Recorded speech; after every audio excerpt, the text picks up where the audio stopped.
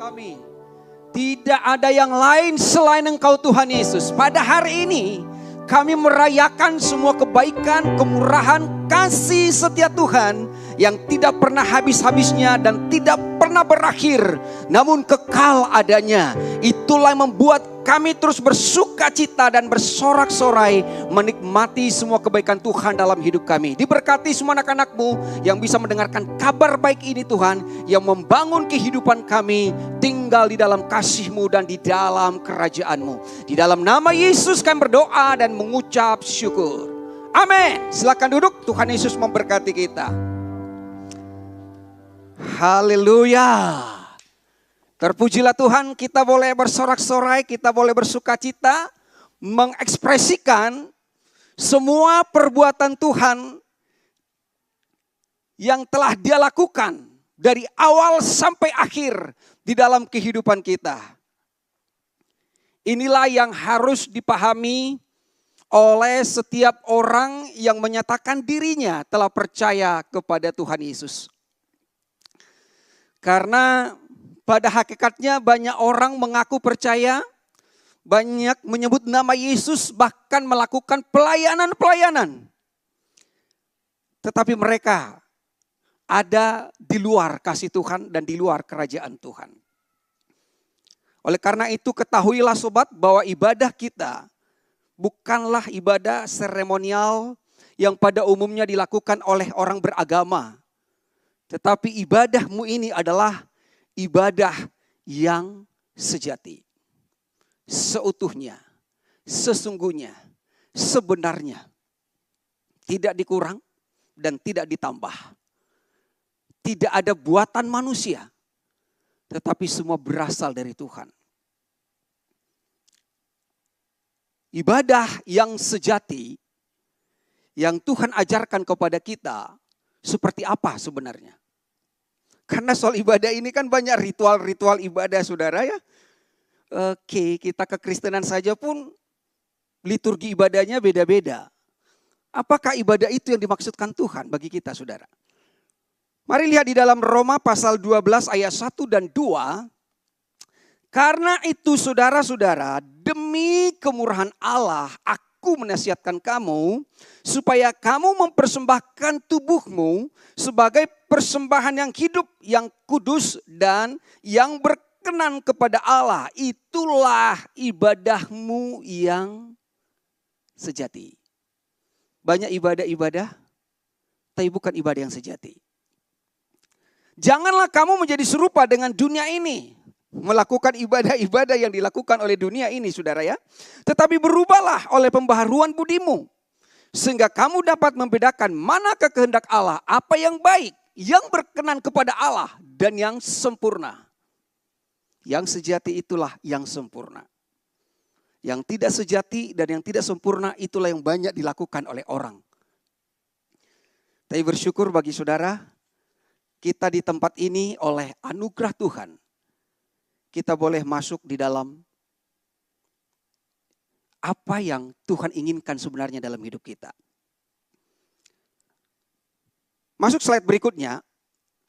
Demi kemurahan Allah, by the mercies of God, belas kasihan, ya, mercy. Demi kemurahan Tuhan, demi belas kasihan Tuhan, aku menasihatkan kamu. Jadi ini satu penekanan yang dilakukan oleh Paulus kepada jemaat-jemaat atau orang-orang percaya yang ada di Roma. Kata Ibrani untuk kemurahan itu, kemurahan Tuhan itu adalah hesed. Yang dapat juga diartikan, diterjemahkan kasih setia. Ya, kasih setia. Sebagaimana dikatakan dalam Ratapan 3:22, tak berkesudahan kasih setia Tuhan dan tak habis-habisnya rahmatnya. Selalu baru tiap pagi, besar kesetiaanmu. Tadi sudah kita nyanyikan lewat puji-pujian kita. Itu adalah bagian dari rangkaian hubungan kita dengan Tuhan. Karena dalam setiap kata, dalam setiap pujian, dalam setiap perbuatan, itu hanya berfokus kepada Tuhan. Ya. Tuhan telah menyatakan kemurahannya, belas kasihannya, kasih setianya kepada kita. Itu artinya karena kita telah menerima kemurahan Tuhan, belas kasihan Tuhan, kasih setia Tuhan, ya. Jadi kita menerima kemurahan Tuhan, kasih setia Tuhan, kita menerima belas kasihan Tuhan, kita menerima kebaikan Tuhan, kita menerima anugerah Tuhan. Dan itu selalu baru, setiap hari. Dan tiada habis-habisnya. Ya. Inilah inti ibadah kita, saudara. Kalau di waktu Adam dan Hawa kan tidak ada kata ibadah, saudara ya. Gak ada di sana kata ibadah. Lalu apakah Adam dan Hawa disuruh beribadah? Namun Adam dan Hawa itu memiliki hubungan dengan Tuhan. Tidak ada diperintahkan beribadah. Bahkan ibadah yang dilakukan oleh, pertama yang dilakukan oleh Kain dan Habel. Jadi ibadah-ibadah yang ada di Alkitab itu saudara identik dengan persembahan. Kain mempersembahkan dari semua hasil tanamannya. Dan Habel mempersembahkan dari lembu, dari ternak. Dan lihat di situ saudara. Ada yang diindahkan, ada yang tidak diindahkan. Tetapi sebenarnya fokusnya bukan ke sana. Sampai kepada hukum Taurat semua korban demi korban dipersembahkan. Dan masih banyak terjebak di dalam ritual-ritual seperti itu. Tetapi ibadah yang Tuhan minta seperti apa bagi saudara? Persembahan apa lagi yang mau kita bawa? Korban apa lagi yang mau kita bawa kepada Tuhan? Orang beribadah itu untuk mendapatkan belas kasihan Tuhan, untuk mendapatkan kebaikan Tuhan, untuk mendapatkan berkat Tuhan. Itu versi orang agamawi. Tapi saudara di tempat ini beribadah bukan untuk itu. Tapi untuk mensyukuri itu. Karena sesungguhnya kita selalu ada di dalam kemurahan Tuhan. Selalu ada di dalam kebaikan Tuhan. Semua upaya agama adalah beribadah untuk mendapatkan, mencapai kebenaran, mencapai kekudusan Tuhan. Syukur-syukur bisa bertemu dengan Tuhan. Di tempat tertentu. Tapi bukan di situ lagi saudara kita ya. Oke, dalam Yesaya 54 ayat 10. Sebab biarpun gunung-gunung beranjak dan bukit-bukit bergoyang, tetapi kasih setiaku tidak akan beranjak daripadamu dan perjanjianku tidak akan bergoyang. Firman Tuhan yang mengasihi engkau, ya. Jadi perjanjian Tuhan itu tidak akan bergoyang. Perjanjian manusia banyak kan yang goyang kan? Ketika ada hal-hal yang dibutuhkan, janji-janji dulu ya. Janji, tapi goyang. Ya, karena situasi dan keadaan saudara sehingga janji itu batal. Janji itu tinggal janji. Jadi janji dibayar dengan janji. Besok ya, ketemu besok. Lupa besok ya, ketemu lagi besok. Habis-habisnya saudara ya. Jadi kasih setia Tuhan itu tidak akan beranjak. Gunung-gunung boleh beranjak, tapi kasih setia Tuhan tidak akan beranjak. Kasih setia Tuhan itu tetap sampai selama-lamanya. Ya. Tetap kasih setia tetap sampai selama-lamanya. Tidak ada perubahan dan tidak akan beranjak dari kita. Kita sering beranjak dari Tuhan. Tapi Tuhan tidak pernah beranjak dari kita. Tak akan beranjak. Tak akan bergoyang. Tapi kita sering goyang. Akhir bulan sudah mulai goyang. Awal bulan kembali kokoh. Tapi kasih setia Tuhan tidak pernah beranjak dari kita. Tapi karena kita bergoyang, kita merasa, aduh Tuhan di mana dia? Karena saudara fokus pada dirimu. Bukankah itu yang dialami oleh murid-murid waktu di Danau Galilea? Angin sakal datang goyangan di dalam perahu mereka. Karena mereka fokus kepada mereka. Sehingga mereka lakukan usaha mereka. Padahal ada Yesus di sana. Aku tak akan beranjak daripadamu. Ya, manusia boleh saudara beranjak, meninggalkan, tapi Tuhan tidak pernah meninggalkan kita. Nah, sekarang kita masuk kepada ayat 1 tadi saudara. Karena itu saudara-saudara, karena itu. Ini perlu diperhatikan bagaimana ditekankan kepada kita. Karena itu demi kemurahan Tuhan. Ini kemurahan loh, belas kasih, pengampunan, kebaikan. Ini bukan, tolong dong jangan sampai nanti kamu dimarahi, nanti kamu kena kutuk, nanti kamu dapat musibah. Bukan, demi kemurahan Tuhan. Itu luar biasa saudara. Di mana kita temukan itu? Demi kebaikan Tuhan, aku menasihatkan kamu. Supaya kamu mempersembahkan tubuhmu sebagai persembahan yang hidup, yang kudus dan yang berkenan kepada Allah. Itulah ibadahmu yang sejati. Jadi persembahan kita sekarang bukan lagi lembu, bukan lagi domba, bukan lagi kambing, bukan lagi tekukur, bukan lagi merpati, bukan lagi semua buah sulunglah apa yang dibuat oleh gereja saudara. Tapi hidup saudara. Yang kita persembahkan adalah hidup kita. Kenapa orang membawa persembahan-persembahan? Karena hidupnya belum jadi persembahan. Sehingga diwakili oleh semua benda-benda tadi. Tapi Tuhan mau saudara, bukan persembahan itu yang diindahkan Tuhan. Tetapi hidupmu sendiri. Ya. Persembahkanlah tubuhmu sebagai persembahan yang hidup. Di dalam Adam kita mati. Jadi persembahan apapun yang saudara lakukan, nol nilainya. Tidak akan pernah menyentuh Tuhan. Orang keluar masuk ke dalam ruang bait suci dan segala macam. Tapi mereka tidak mengalami. Bahkan imam sekalipun bisa mati di ruang Maha Kudus. Nah sekarang ini semua terjadi saudara ketika Kristus. Ya, Kristus yang mengubah semuanya ini saudara. Supaya kita bisa memahami. Jadi karena kasih setia Tuhan, kita telah menerima hidup yang baru. Hidup yang baru itulah yang dipersembahkan pada Tuhan. Dan hidup yang baru itu adalah hidup yang telah dikuduskan. Dan hidup yang dikuduskan itu, itulah hidup yang berkenan kepada Tuhan. Jadi tidak ada lagi. Ya, itulah yang berkenan kepada Tuhan. Hidup yang baru, hidup yang kudus, hidup yang berkenan. Itulah yang kita persembahkan dan itulah ibadah kita yang sejati. Itu saudara.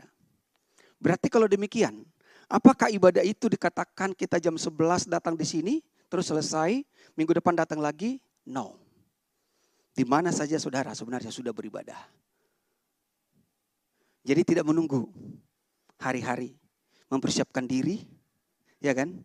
Mempersiapkan diri, membenahi semuanya, menenangkan pikiran, tidak menyentuh yang kurang berkenan, gitu ya. Bukan seperti itu saudara. Karena Tuhan selalu berkenan kepada kita. Mari kita lihat dulu mana ini hidup yang baru. Ada 3 hal yang disampaikan. Hidup yang baru. Oke, slide yang berikutnya. Hidup yang baru saudara. Jadi kita sudah memiliki hidup yang baru ya. Hidup yang baru ini. Ingat selalu bahwa hidupmu sudah baru. Hidup yang lama adalah hidup di bawah hukum Taurat. Hidup yang baru adalah hidup di dalam kasih Tuhan. Hidup yang lama, hidup dalam kerajaan agamawi. Hidup yang baru adalah hidup dalam kerajaan sorga. Jangan hanya ngomong. Pahami supaya saudara tidak lagi aku tertipu dan terjebak oleh semua tipuan agamawi dan nabi palsu ya. Kita memiliki hidup yang baru karena kita telah ditebus oleh Kristus. 1 Petrus 1 ayat 18. Sebab kamu tahu ya. Kamu tahu, tapi banyak orang gak tahu. Ya, House of Grace tahu ya. Sebab kamu tahu bahwa kamu telah ditebus dari cara hidupmu yang sia-sia. Yang selalu tadi membawa korban lah tiap bulan, korban petang, korban ini segala macam. Ya, itu semua sia-sia. Karena itu hanya semua bayangan sampai yang sesungguhnya yang datang. Sampai yang sejati itu datang.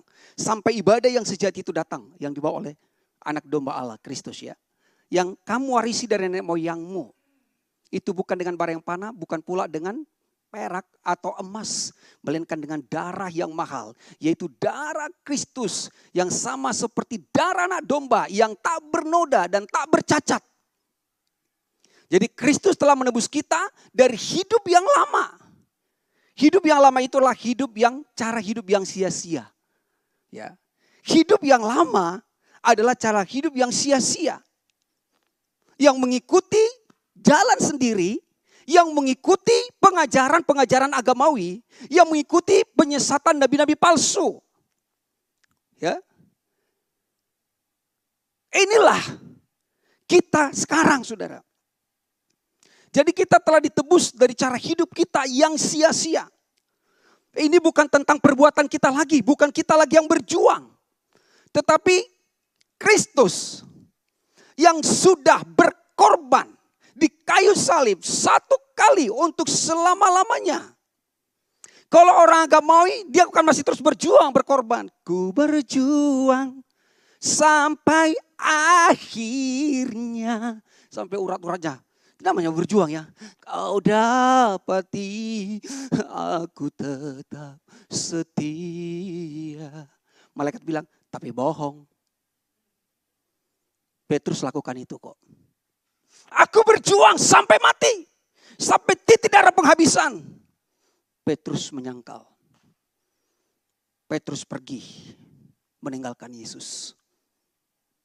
Inilah orang agamawi. Mau berjuang sampai kapan? Siapa yang berjuang? Kristus. Saudara pilih mana? Saudara mau berjuang? Saya pastikan saudara akan pasti gagal. Tapi Petrus yang berjuang itu, saudara, dia berubah. Setelah mengalami kebenaran kasih Tuhan. Beda lagunya.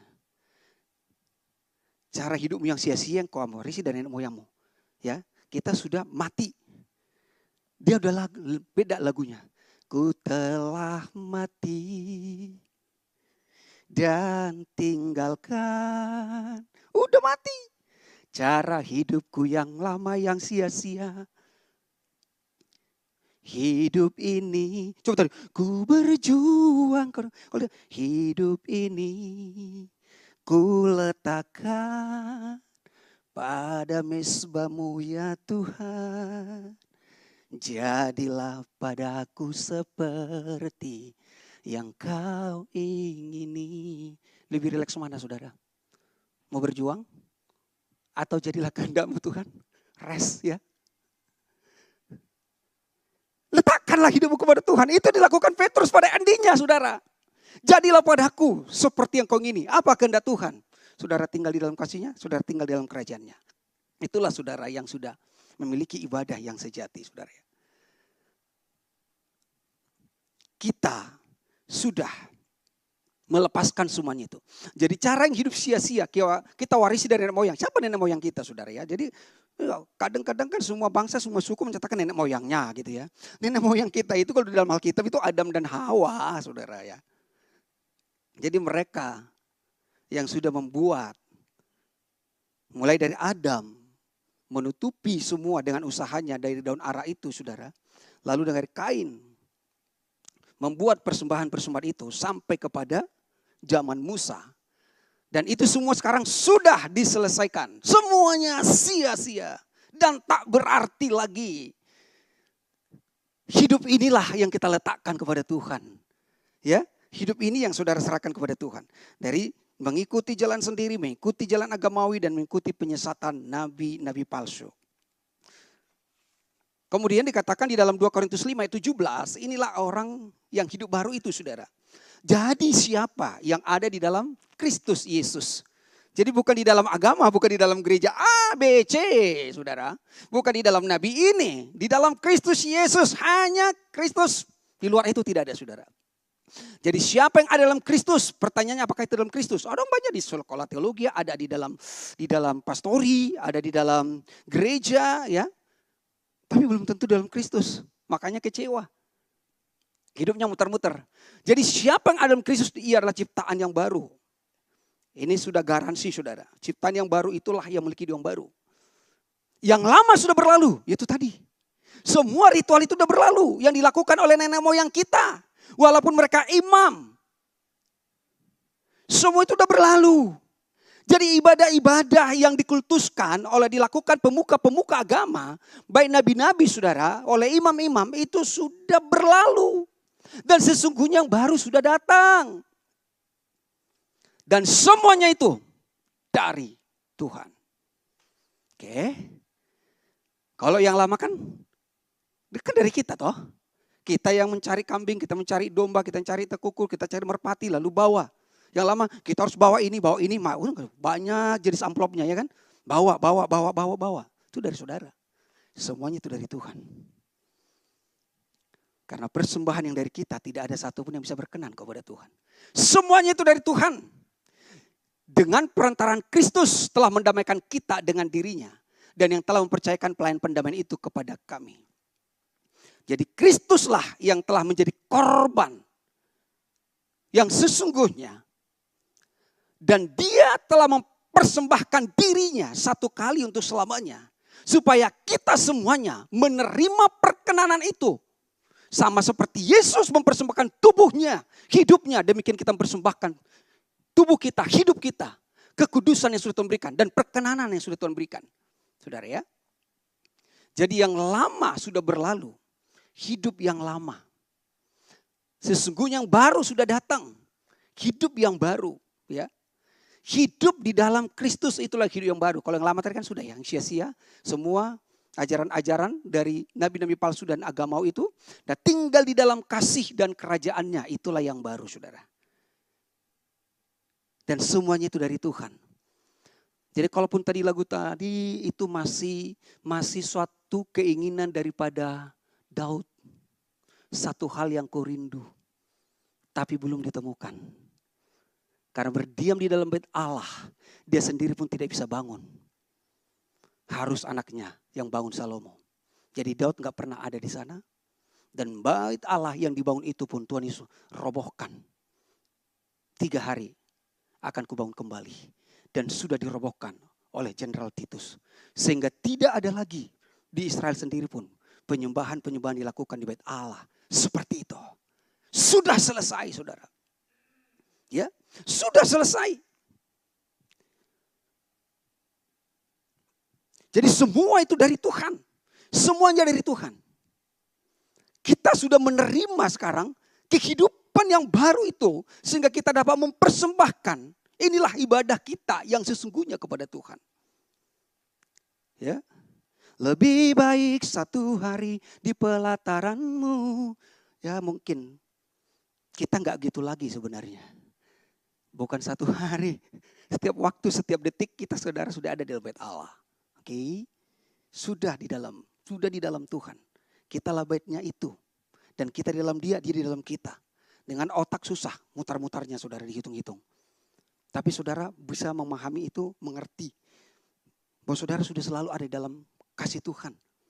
Jadi di pekerjaan dimanapun kita itu sebenarnya sudah beribadah. Terus untuk apa kita berkumpul? Merayakan. Merayakan berkuasa gitu. Mengingatkan, yes berkuasa di bumi di surga. Oh, betapa hebat Tuhan, betapa dahsyat Tuhan. Aku bisa, Tuhan memberkati saya, Tuhan memulihkan kami, Tuhan berkati bangsa kami. Itu dia saudara. Kata gereja itu kan eklesia. Dipanggil dari gelap kepada terang. Berarti yang ada berkumpul ini adalah orang-orang terang. Ada amin? Ya kayak makanya silau sedikit ya kan. Soalnya sama-sama terang. Sekali-sekali masuk ke gelap. Maksudnya kalau terang masuk ke gelap, berarti gelapnya itu akan kalah. Disitulah saudara boleh menjadi berkat, menginjili ya. Di sini kita saudara untuk merayakan. Ibadah seperti ini untuk merayakan semua kebaikan Tuhan. Jadi sebenarnya di sini perkumpulan orang-orang kudus. Kalaupun ada yang belum menerima Tuhan, belum menerima kekudusan Tuhan, dia akan mengalami kekudusan Tuhan. Ya kita akan lihat nanti bagaimana itu terjadi saudara ya. Jadi inilah hidup yang baru semuanya dari Tuhan. Semua yang lama sudah berlalu. Jangan ingat-ingat lagi saudara. Jangan lagi mindset kita di sana. Ritual kita di sana. Sekarang saudara free di dalam Kristus. Benar-benar merdeka. Kadang kalau berpikir begini. Aduh kalau benar-benar merdeka apa pendeta berarti bebas untuk melakukan dosa. You gak ngerti apa benar-benar merdeka. Justru benar-benar merdeka engkau dibebaskan dari semua kedaginganmu. Semua dosa dan segala macam. Itu namanya benar-benar merdeka. Ya kalau nggak merdeka berarti dijajah lagi dong saudara. Diperbudak lagi, dikendalikan lagi. Ya. Benar-benar merdeka, saudara fokus pada Kristus. Seperti tadi lagi Tuhan. Hanya Kristus, hanya Tuhan, gak ada yang lain. Satu. Jadi bukan dua. Hanya satu. Kenapa terjadi dua? Itu dari nenek moyang kita. Tentang yang baik dan yang jahat. Dari Tuhan hanya satu. Baik, kudus, benar, gak ada. Tapi ini tapi gak ada. Ya, tidak ada no. Ya. Jadi hanya satu sebenarnya. Satu. Tapi manusia ini dua, selalu ada dua. Ya kalau ada sorga ada inilah. Kalau ada baik ada jahat. Kalau ada kudus ada najis. Dalam Tuhan hanya satu. Yang kedua itu gak usah bahas. Karena yang kedua itu akan takluk kepada kebenaran yang pertama. Ya, mari kita lihat. Di dalam Ibrani 10 ayat 10. Hidup yang kudus. Tadi pertama kan hidup yang baru. Hidup yang kudus. Jadi yang kita persembahkanlah hidup kita yang kudus kepada Tuhan. Dan karena kehendaknya inilah kita telah dikuduskan satu kali untuk selama-lamanya oleh persembahan tubuh Yesus Kristus. Betul? Apakah harus memberikan persembahan? Ya. Makanya di dalam sebelum Kristus mempersembahkan tubuhnya, orang masih melakukan itu semuanya. Tapi itu kan semua hanya bayangan. Yang menyedihkan adalah Kristus sudah mempersembahkan tubuhnya satu kali menjadi korban yang sempurna. Tapi manusia, agama masih terus mempersembahkan korban demi korban. Itulah sia-sia. Kelihatannya mengagumkan. Wow. Padahal sia-sia. Ya. Kita telah dikuduskan satu kali untuk selama-lamanya. Jadi kita telah dikuduskan satu kali untuk selama-lamanya. Bukan berkali-kali saudara ya. Bukan berkali-kali. Jadi jangan tiap hari minta pengudusan. Jangan tiap hari minta pengampunan. Saya pikir udah paham lah kita ya. Terus bagaimana? Terima kasih Tuhan untuk korbanmu. Terima kasih untuk kekudusan kau berikan bagiku. Karena kekudusanku bukanlah perbuatanku. Tapi kekudusanmu. Karena kalau kekudusan itulah perbuatan kita. Perbuatan agama kita. Maka tidak satu pun kita yang memiliki standar kekudusan itu. Gak ada. Sekalipun kita mengabdikan diri kita. Mengasingkan diri kita saudara. Tidak akan pernah ya. Dengan apa kita sudah dikuduskan? Dengan persembahan tubuh Yesus Kristus. Udah? Ingat itu saudara. Gak ada lagi persembahan yang lain. Gak ada persembahan yang lain. Untuk menarik hati Tuhan bagi saudara. Untuk berkenan Tuhan kepada kita. Hanya tubuh Yesus Kristus. Dengan saudara meletakkan iman saudara kepada Kristus. Maka saudara akan selalu berkenan kepada Tuhan. Tidak ada lagi korban persembahan lain untuk menguduskan kita. Gak ada saudara ya. Semua itu sia-sia, tidak ada lagi. Selesai sudah. Justru kalau kita masih mengharapkan yang lain, berarti saudara, yang lain itu tetap Yesus. Gitu loh. Kalaupun orang berpikir masih ada yang lain itu tetap Yesus. Tapi karena Yesus sudah mempersembahkan hidupnya di kayu salib, dan kamu belum percaya juga, maka Yesus harus disalibkan kembali. Tapi tidak seperti itu. Itu pikiran agamawi. Tidak seperti itu. Hanya satu kali untuk selama-lamanya. Kalaupun ada opsi yang lain, opsi itu tetap dia. Betapa bodohnya. Kalau orang tetap juga tidak menerima ya. Kristus telah melakukan kehendak Bapa. Ya, kan dikatakan. Dan karena kehendaknya. Jadi kehendak Bapa ya. Kehendak Bapa. Yesus telah mempersembahkan tubuhnya. Jadi Kristus telah melakukan kehendak Bapa dengan mempersembahkan tubuhnya. Sebagai korban. Untuk memberikan kita hidup yang baru. Supaya kita hidup kudus. Dan kita ini berkenan kepada Tuhan. Karena korban Kristus berkenan kepada Bapa. Sehingga kita juga jadi berkenan kepada Tuhan. Kita melakukan kehendak Bapa. Yaitu dengan menerima pengudusan dan korban Kristus. Sama. Yesus melakukan kehendak Bapa dengan mempersembahkan tubuhnya. Saudara dan saya melakukan kehendak Bapa dengan menerima korban Kristus. Selesai. Itulah saudara kebenarannya. Jadi apakah saudara bisa melakukan kehendak Bapa? Oh ya, kita harus berdoa tiap hari, kita harus beribadah, kita harus begini, kita harus begini. Ibadah banyak sekali ya saudara ya. Banyak sekali. Ada anak sekolah minggu, ada Kamis ceria. Dulu saya lakukan Kamis ceria, Jumat ceria, 2 syafaat, 2 semalaman, semalaman suntuk. Setelah suntuk baru 2 semalaman ceria. Ya, macam-macam. Formulanya banyak gitu saudara ya. Banyak sekali pusing ya. Belum lagi kaum ibu, kaum wanita, yang janda-janda, yang duda-duda, duda keren. Jadi banyak sekali saudara. Coba kalau kita pikir, saya juga setelah saya renung, ya betapa pusingnya dulu ya. Tiap hari, pantasan jadi full time gitu ya. Itu nggak cukup waktu melakukan semuanya. Semuanya sia-sia dan tak berarti. Kasihan sekali saudara ya, kasihan. Kasihan. Kita berdoa supaya mereka juga mengalami seperti yang kita sudah terima di tempat ini. Ini benar-benar kasih karunia Tuhan dalam kita. Jadi kita menerima pengudusan Kristus. Menerima pengudusan Kristus. Hari-hari ini saudara saya banyak di komen-komen orang.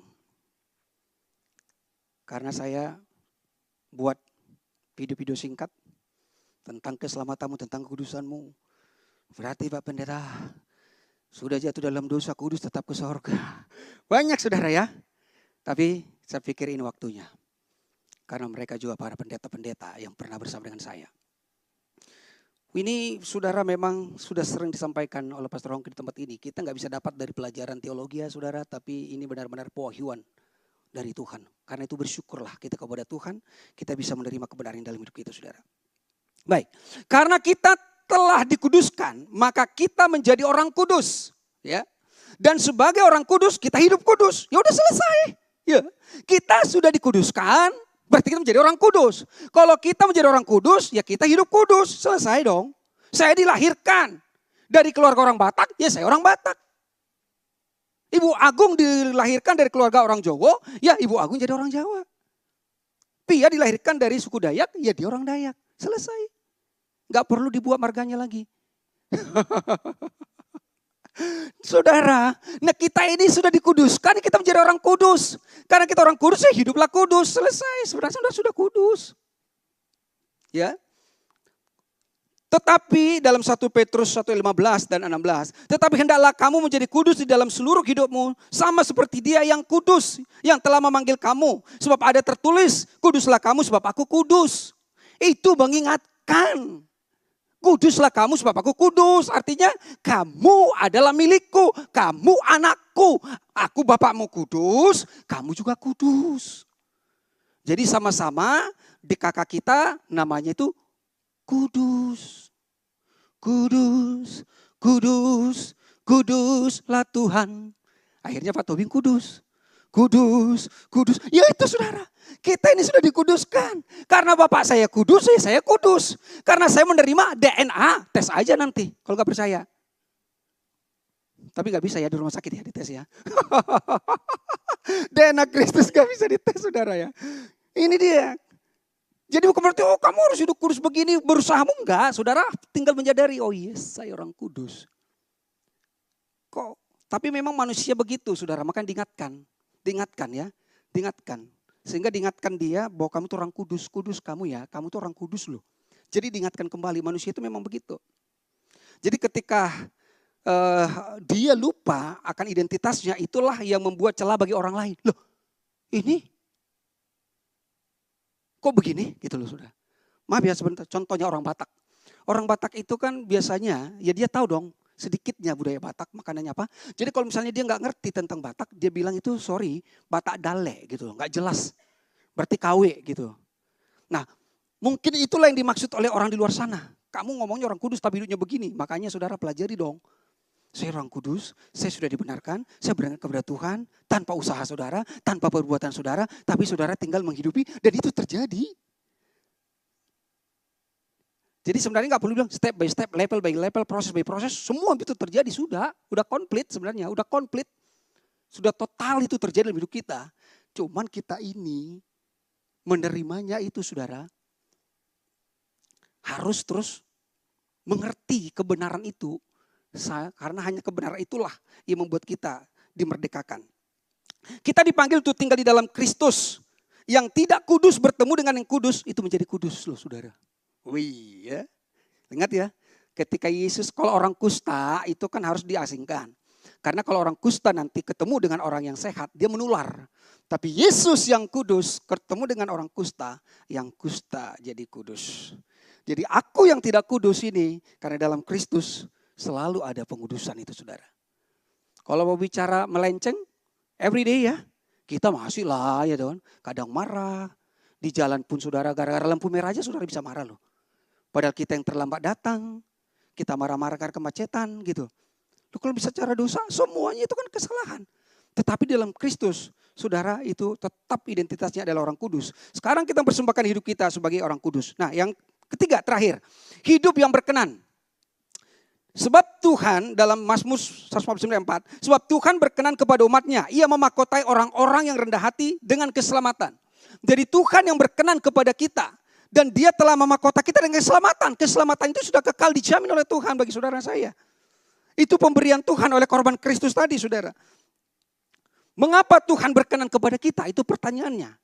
Kalau orang agamawi, supaya Tuhan berkenan kepada saya, aku harus melakukan semua ritual dan formula yang biasa diajarkan selama ini, saudara. Mazmur Matius 17 ayat 1 dan seterusnya. 6 hari kemudian Yesus membawa Petrus, Yakobus dan Yohanes saudaranya.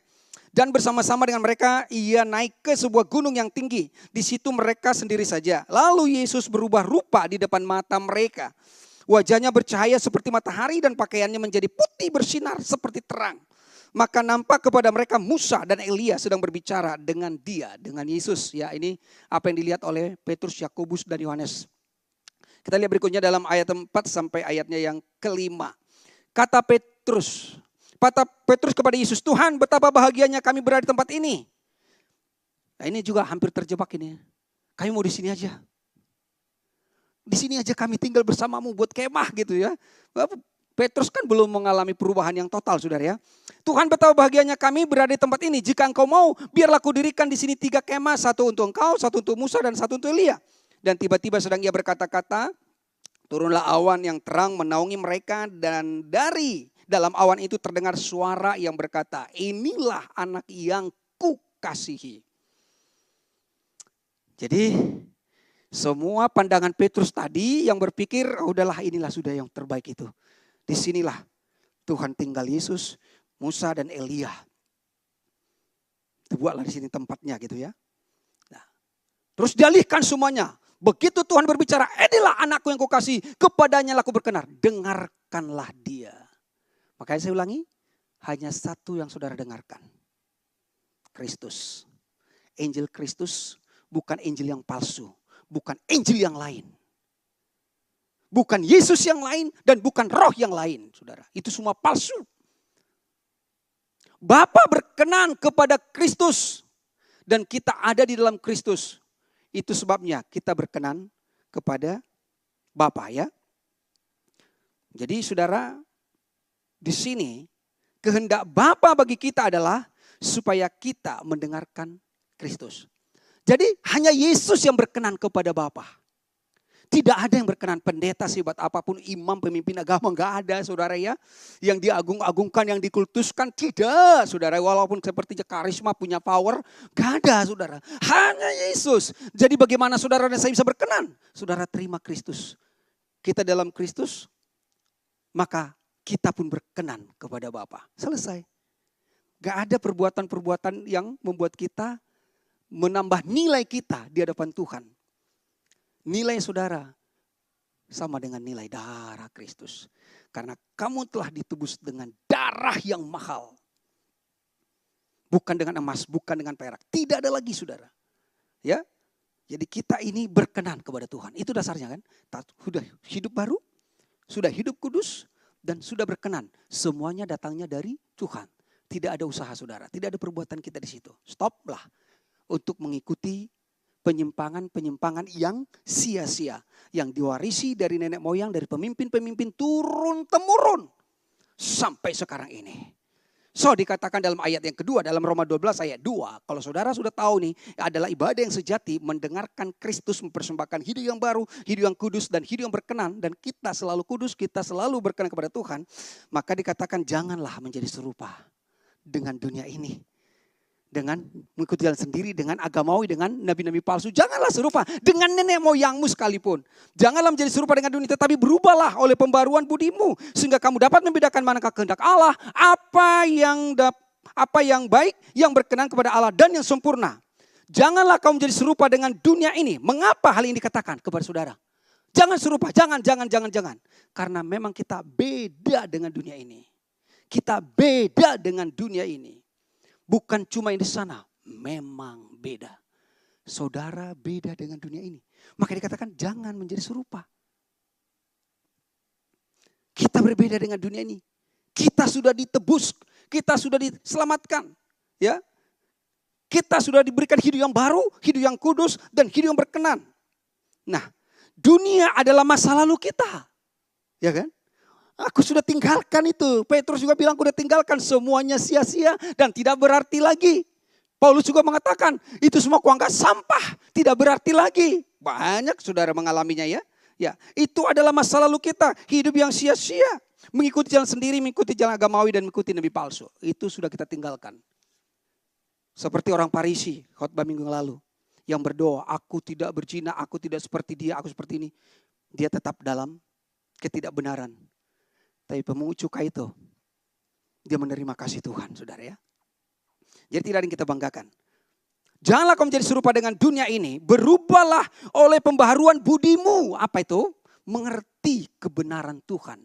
Bukan kebenaran manusia, bukan kebenaran agama. Mengerti kebenaran Tuhan. Itulah yang disebut berubah pembaharuan akal budi kita. Mengerti kebenaran Tuhan. Apa kebenaran Tuhan? Tuhan yang mengasihi kita. Tuhan yang menguduskan kita. Tuhan yang berkenan kepada kita. Kita sudah beribadah kepada Tuhan. Bukan hanya seminggu sekali, tapi setiap hari kita telah tinggal di dalam kasih Tuhan, tinggal di dalam kerajaan Tuhan. Kita mengerti menyadari bahwa di dalam Kristus kita telah memiliki hidup yang baru, kita telah hidup kudus, dan kita telah berkenan, selalu dikasihi, selalu dikuduskan, selalu diberkati. Itulah saudara. Ya, itulah yang disebut apa yang baik, apa yang berkenan kepada Tuhan. Kita selalu kudus, selalu dikasihi, selalu diberkati. Kemudian kita mengerti kehendak Tuhan katanya. Mengerti kehendak Tuhan. Apa yang baik? Menerima kasihnya, menerima korban Kristus tadi. Yang sudah sempurna. Apa yang berkenan? Tinggallah di dalam kasihnya. Ku letakkan. Jangan kemana-mana, tinggal terus dalam dia. Ya, jangan kemana-mana. Di Taman Eden, mereka menikmati saudara. Mereka menikmati hubungan dengan Tuhan. Itulah hubungan saudara dengan Tuhan. Tiap hari sebelum Adam mengambil keputusan yang salah itu saudara. Kita kembali di situ. Seperti itulah ibadah kita. Kan gak ada ritual-ritual yang dilakukan di sana kan. Gak ada ritual-ritual yang dilakukan Adam. Tapi hubungan dengan Tuhan itulah ibadah kita saudara. Setiap hari dengan Tuhan ya. Apa yang sempurna? Ya kasihnya sempurna bagi kita. Emang ada yang sempurna yang lain? Kasih yang sempurna melenyapkan yang ketakutan. Hanya kasih Tuhan yang sempurna saudara. Dalam Ibrani 10:4, sebab oleh satu korban saja ia telah menyempurnakan untuk selama-lamanya ia yang ia kuduskan. Ya. Jadi kita telah mereka yang ia kuduskan. Saudara sudah dikuduskan. Bahkan sudah disempurnakan. Ya, Kristus menyempurnakan kita. Tidak ada upaya yang bisa kita lakukan untuk penyempurnaan hidup kita saudara ya. Disempurnakan hari lepas hari, ya itu hanya pemahaman-pemahaman manusia. Tetapi satu kali sudah disempurnakan. Dia kuduskan dan dia sempurnakan kehidupan saudara saya. Di mata Kristus kita sudah komplit, tidak ada yang kurang lagi. Tapi di mata manusia banyak kekurangan kita. Itu sebabnya fokuslah kepada Kristus supaya terus kepenuhan Kristus itu semakin melingkupi kehidupan kita. Hidup yang baru, ini kesimpulan saudara ya. Hidup yang baru adalah hidup yang kudus. Udah selesai ya. Kalau saudara ngaku udah lahir baru, udah hidup saudara udah kudus. Itu gak tergantung kepada perbuatanmu saudara ya. Perbuatanmu yang melenceng-melenceng gak apa-apa. Terima sendiri risikonya seperti anak yang bungsu. Mau gitu ya please silakan. Tapi kalau saudara tidak mau, ya udah tetap aja. Gak usah keluar masuk lagi dari kasih Tuhan dari kerajaan sorga. Hidup yang kudus adalah hidup yang berkenan kepada Tuhan. Jadi jangan saudara mencari perkenanan lagi untuk melakukan A, B, C, D. Untuk mempersembahkan sesuatu, menarik perhatian Tuhan. Karena manusia begitu dong. Kita itu supaya lebih berkenan kita mempersembahkan sesuatu, bawa sesuatu pada orang. Tapi dalam Tuhan tidak. Hidupmu sendiri yang sudah saudara berikan. Karena ketika kita memberikan hidup kita kepada Tuhan, yang lain juga akan kita berikan saudara. Ya kan? Sudah sering sekali. Kalau hatimu sudah pada Tuhan, dompetmu juga sama Tuhan. Sudah sering kan dikatakan di sini saudara ya. Jadi ini banyak minta ini, minta itu, minta ini. Tapi hatinya gak di situ sama aja saudara ya. Jadi kalau sudah hidup kita sama Tuhan, semuanya yang kita miliki sudah sama Tuhan. Nah, hidup yang berkenan kepada Tuhan adalah hidup yang telah disempurnakan oleh Kristus. Ya. Jadi jangan katakan aku adalah manusia yang tidak sempurna, manusia yang hina dina, manusia yang bodoh, manusia yang gagal jatuh dan bangun Tuhan yang tidak. Oh, itu rohani sekali. Dua-dua orang agak mau seperti itu saudara ya. Nah, inilah ibadah kita yang sejati. Tadi kan ibadah yang sejati judulnya. Ibadah yang sejati adalah kita tinggal di dalam kasih-Nya dan tinggal di dalam kerajaan-Nya. Selesai. Jadi kalau orang ke gereja pun 7 kali ibadah satu hari, kalau Anda tidak tinggal dalam kasih dan kerajaan Tuhan, Tuhan bilang sia-sialah. Kalau tadi sudah dinyanyikan lagu ini, walaupun ini sebenarnya kita harus bedah lagi untuk pemahaman kepada situasi sekarang. Satu hal telah kuminta kepada Tuhan, itu yang kuingini, diam di rumah Tuhan sumber hidupku, menyaksikan kemurahan Tuhan dan menikmati bait-Nya. Jadi itu sebenarnya suatu kerinduan ungkapan dari Daud, dan kerinduan Daud ini saudara, kita sekarang sudah menikmati ya. Tuhanlah gembalaku, takkan kekurangan aku. Kita tahu bahwa Yesuslah gembala kita, sementara bagi Daud semua itu masih semua bayangan-bayangan. Dia pengen tinggal di dalam bait Tuhan, dia pengen tinggal di dalam kerajaan sorga, tapi dia belum menikmati saudara. Dan semua apa yang disampaikan para nabi-nabi itu, sekarang kitalah yang menikmati dan tinggal di dalamnya. Jadi bukan satu hari, bukan hari Minggu, hari-hari ibadahmu, jam-jam ibadahmu tidak lagi dibatasi. Tetapi hidup kita saudara sudah ibadah yang sejati setiap hari dengan Tuhan. Kita pertemuan seperti ini adalah sesuatu untuk saling membangun dan memuliakan Tuhan. Jadi sayang sekali kalau orang sudah mengerti hidupnya, sudah mengalami kasih Tuhan, tapi masih malas beribadah berkumpul seperti ini. What's wrong with you? Camkanlah. Tuhan Yesus memberkati kita. Kita sudah memiliki ibadah yang sejati. Kita berdoa, terima kasih Tuhan Yesus. Karena kemurahan-Mu, kasih setia-Mu dan kebaikan-Mu tidak pernah beranjak. Kami telah memiliki hidup yang baru. Meninggalkan hidup yang lama, yang sia-sia, yang kami warisi dari nenek moyang kami, mengikuti jalan sendiri, mengikuti jalan agamawi dan nabi-nabi palsu. Tidak ada lagi korban yang bisa dipersembahkan untuk kekudusan kami. Karena sesungguhnya kami telah dikuduskan oleh korban Kristus satu kali itu selama-lamanya. Tidak ada yang bisa kami lakukan untuk kami boleh berkenan kepada Engkau Tuhan. Karena sesungguhnya Kristus yang berkenan kepada Bapa dan Kristus dalam kami, itu sebabnya kami selalu berkenan kepadamu. Terima kasih. Kalau kami diingatkan kembali, supaya kami tidak serupa dengan dunia ini. Supaya kami selalu mengingat kemurahan Tuhan. Bahwa kami sudah tinggal di dalam kasih-Mu dan tinggal di dalam kerajaan-Mu setiap hari dalam hidup kami. Sehingga perkumpulan seperti ini menjadi suatu gairah dan kesukaan bagi kami. Sebagai orang-orang yang telah berkenan kepada Tuhan. Untuk kami boleh merayakan semua kebaikan kemurahan Tuhan. Terpujilah nama-Mu yang sudah memberkati kami. Di dalam nama Yesus Kristus kami berdoa mengucap syukur. Amin.